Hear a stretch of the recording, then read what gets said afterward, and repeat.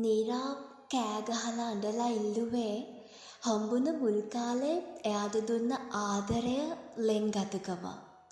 ඒත් මේකට ඒ මුලදි දුන්න ආදරය දෙන්න බැරි වුණා. ඉතින් අපි ආදරය කරන කෙනාගෙන් කවදාවත් ආදරය ඉල්ලලා ලබා ගන්න වෙන තැනට කවදාවත් පත් වෙන්න හොඳ නෑ. මොකද ආදරය කියන්නේ අපිට ලැබෙන්න ඕන දෙයක් මිසක් අයිතිය යුත්තක් නෙවෙයි. අනුභව දන දනම තාම හිත ඉල්ලනොයද ඇත. අහස කුකුරා කිව්වේ පුවත